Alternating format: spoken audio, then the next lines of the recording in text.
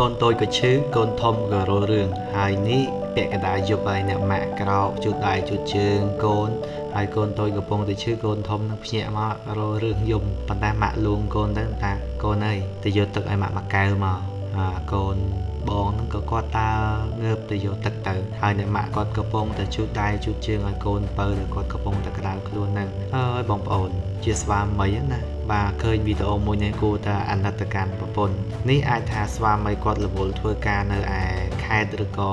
ទៅរវល់ទៅឆ្ងាយអញ្ចឹងទៅបើតាមមើលបងប្អូនតែចំពោះស្វាមីដតីទៀតគួរតែឃើញវីដេអូនេះហើយគួរតែអាណិតកម្មប្រពន្ធពេលខ្លះបងប្អូនយកប្រឡប់បាទយើងមិនដឹងថាតើគ្រួសារយើងពេលខ្លះមានបញ្ហាអីខ្លះកើតឡើងទេអញ្ចឹងហើយយើងជាស្វាមីកុំសូវដើរលេងយប់ពេកបាទពួកម៉ាក់ពួកភឿននឹងគួរកាត់ចោលខ្លះទៅប្រពន្ធគ្នានៅផ្ទះមើលបងប្អូនកូ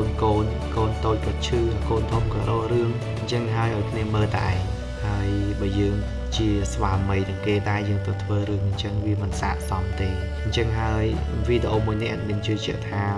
ជម្រាបជូនដល់បរិះគ្នាយើងដែលបានមើលវីដេអូមួយនេះហើយគួរតែភ្ញាក់រលឹកឡើងពេលខ្លះកាត់បន្ថយទៅអារឿងផឹកស៊ីយប់អារឿងដើរលេងយប់ហ្នឹងអស់លុយហើយបញ្ហាទៀតហើយពេលខ្លះបញ្ហាដល់គ្រួសារយើងទៀតអញ្ចឹងហើយកាត់បន្ថយចេញទៅពីធ្វើការនាំប្រពន្ធកូនដើរលេងបាទនៅក្បែរប្រពន្ធកូនបង្កើននៅសុភមង្គលសម្រាប់គ្រួសារខ្លួនឯងសង្ឃឹមថាវីដេអូមួយនេះនឹងមានប្រយោជន៍សម្រាប់បងប្អូនទាំងអស់គ្នាណាអរគុណច្រើន